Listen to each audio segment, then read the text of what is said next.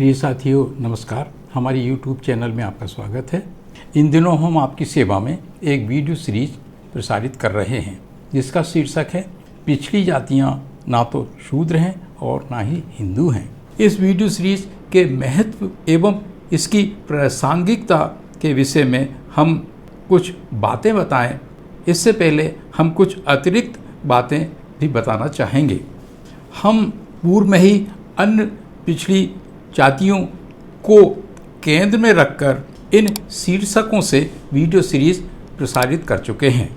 पहली video series अन्य पिछड़ी जातियां मात्र सांस्कृतिक आंदोलन से ही शासन प्रशासन में समानुपातिक भागीदारी पा सकती हैं।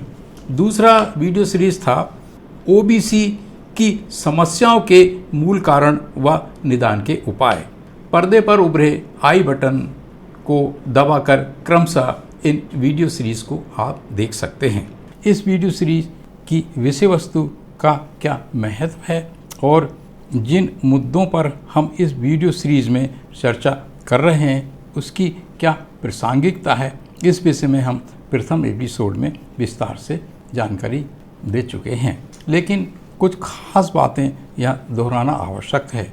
भारत में जो हिंदुत्व एवं हिंदू राष्ट्र का अन्य पिछड़ा वर्गों में जुनून सवार है, इससे भारत का लगभग 52% विशाल जन समुदाय किस तरह से अपने संवैधानिक अधिकारों, मूलभूत मानव अधिकारों से वंचित है। इतना ही नहीं, यह विशालतम जन समुदाय अपने परंपरागत शत्रु भारतीय उच्च जाति शासक वर्ग द्वारा दुरुपयोग किया जाकर अपने ही खून के सगे भाइयों मुस्लिमों के विरुद्ध खून की होली खेलने में इस्तेमाल किया जा रहा है।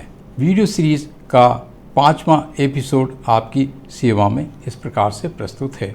हम ये भी निवेदन करना चाहेंगे कि हमारे प्रस्तुतिकरण की गुणवत्ता पर ध्यान न देकर जिन तथ्यों को हम आपके सामने प्रस्तुत करते हैं उन पर ध्यान देने का कष्ट करें। इस 5वें एपिसोड को हम एक उप शीर्षक से इस प्रकार से प्रारंभ करते हैं, केरल का आंदोलन। तुलसीदास ने अनुसूचित जातियों, अनुसूचित जनजातियों, पिछड़ी जातियों को गंवार कहा है, ना कि शूद्र। अनुसूचित जाति सारे भारत में अछूत हैं। उनके छू जाने से, उनके दिखने मात्र से कोई भी चीज दूषित व अपवित्र हो जाती है। बिहार सहित देश के कई राज्यों में पिछड़ी जातियां भी इसी अछूतपन के कलंक से ग्रस्त हैं। केरल में अभी हाल तक ईज़ावाहा भी अछूत थे। श्री नारायण गुरु ने अपने सुधारवादी आंदोलन के जरिए उन्हें छूत बनाया, अर्थात टचेबल बनाया। लेकिन उच्च जातियां अभी भी उन्हें ना छूकर उनसे अछूतता का ही व्यवहार करती हैं। दूसरी ओर उत्तर प्रदेश के कुछ भागों में ब्राह्मणों सहित उच्च जातियां यहाँ उनके स्वार्थ सिद्ध होते हैं, अछूतों को छू लेते हैं। सदियों से भंगनी ऐसी जाति जो मल को अपने सिरे से ढोती है, जो उच्च जातियों की गर्भवती महिलाओं की देखभाल करती हैं और बच्चा पैदा होते समय उनकी मदद करती हैं, वही नवजात शिशु और उसकी माँ की कुछ महीनों तक देखभाल करती हैं। इस प्रकार उच्च जातियों को जहाँ हमारे लोग की जरूरत होती है, अछूतों को छू लेते हैं और उनसे सारे कार्य कराते हैं। अनुकूलता का शास्त्र के सिद्धांत के अनुसार उच्च जातियां अपने स्वार्थ के लिए सब कुछ करने के लिए तैयार रहती हैं, किंतु उनकी ये मान्यता भी है कि पिछड़ी जातियों को छू जाने से वे अपवित्र और दूषित हो जाते हैं। ये उनकी मानसिकता है। अतः हमें इस बात को अच्छी तरह से समझ लेना चाहिए कि अछूत और छुआछूत में बहुत अंतर है और इन दोनों शब्दों का बहुत भिन्न किंतु बहुत गहरा अर्थ है।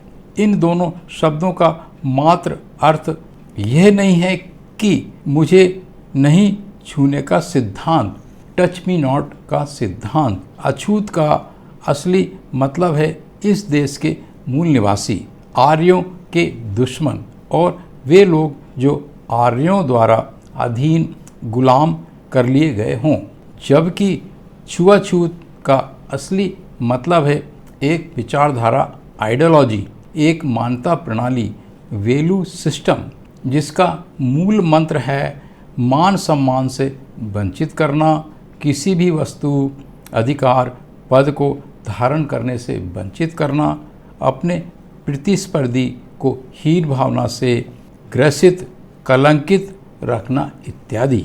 अनुसूचित जातियाँ, अनुसूचित जनजातियाँ, पिछड़ी जातियाँ छुआछूत के इसी असली मतलब विचारधारा से पीड़ित हैं, जबकि उन्हीं को अछूतों की तरह संदर्भित किया गया है और इन्हीं पृथक जन समुदाय को उच्च जातियों के पवित्र धर्म ग्रंथों में अछूत कहकर वर्णन किया गया है।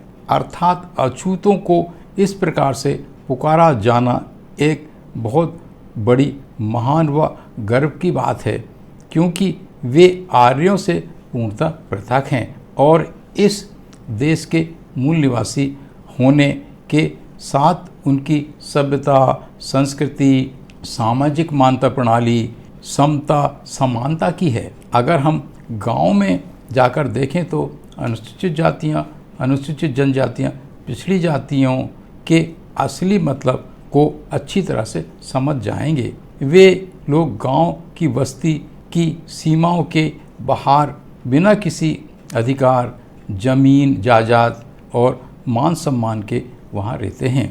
उपशीर्षक डॉक्टर अंबेडकर को मुस्लिमों ने राजनीतिक जीवन में जीवित रखा। ये एक महत्वपूर्ण उपशीर्षक है, इसे मैं दोहराना चाहूँगा। डॉक्टर अंबेडकर को मुस्लिमों ने राजनीतिक जीवन में जीवित रखा। वास्तव में मुस्लिम ही थे जिन्होंने 1946 में पूर्वी बंगाल, आज का बांग्लादेश से संविधान सभा के लिए बाबा साहेब अंबेडकर को चुना था।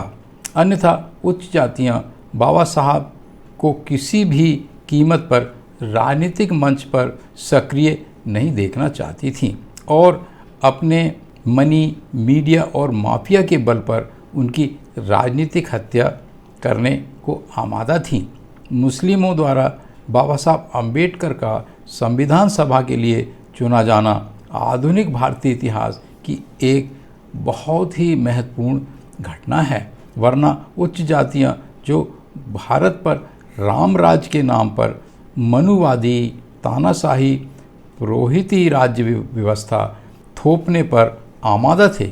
अतः अनुसूचित जातियां, अनुसूचित जनजातियां, पिछड़ी जातियों को मुस्लिमों का एहसान मानना चाहिए जो बाबा साहब को सक्रिय राजनीति जीवन में जिंदा रखे, वरना अनुसूचित जातियां, अनुसूचित जनजातियां, पिछड़ी जातियों के लिए संविधान में इतने ठोस प्रावधान, मंडल कमीशन, आरक्षण, अनुसूचित क्षेत्र नहीं रखे जा सकते थे। डॉक्टर अंबेडकर ने देश के विभाजन के साथ मुस्लिमों और हिंदू जनसंख्या के आदान प्रदान, हिंदुओं के लिए भारत और मुस्लिमों के लिए पाकिस्तान करने का यह अति शांति प्रिय प्रस्ताव रखा था, जिससे कि इस देश में धार्मिक कटुता हमेशा के लिए खत्म हो सके।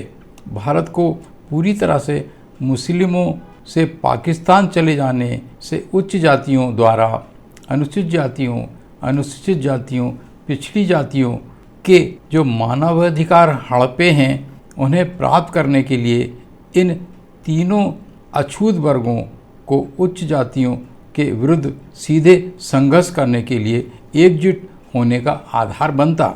लेकिन M.K. गांधी और उच्च जातियों के चालाक दीगर लोगों ने मुस्लिमों को भारत में रहने के लिए इस उद्देश्य से माहौल बनाया कि वे अनुसूचित जातियों, अनुसूचित जनजातियों, पिछड़ी जातियों के सामने मुस्लिमों को विदेशी, आक्रांता, कट्टरपंथी और हिंदुओं के दुश्मन के रूप में पेश करके उन्हें आपस में लड़ा भिड़ा सकें और उनका ध्यान उच्च जातियों की अपार विलासिता, देश के असली मुद्दों व उनके संवैधानिक अधिकारों की ओर से हमेशा के लिए हटा सकें। और आज हम ये जो षड्यंत्र देख रहे हैं, इस विषय में हमारे विद्वानों ने बहुत पहले सचेत कर दिया था और जो आज सही साबित हो रहा है। भारत में मुस्लिमों के ना होने पर उच्च जातियाँ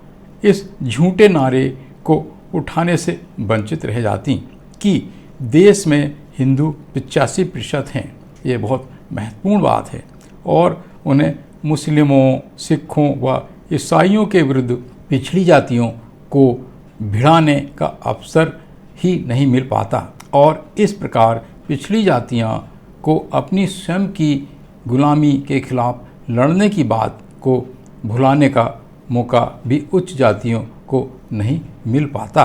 ये भी एक बहुत गूढ़ रहस्य है। ये साथियों, इस प्रकार इन गूढ़ रहस्यों पर अपने विचार प्रस्तुत करने के साथ इस एपिसोड को हम यहाँ समाप्त करते हैं। अगर आपको ऐसा लगता है कि आपको कुछ मौलिक जानकारी, कुछ क्रांतिकारी जानकारी प्राप्त हो रही है, तो कृपया हमारे इस YouTube चैनल को सब्सक्राइब करने, हमारे वीडियोस शेयर करने, लाइक करने का कष्ट करें।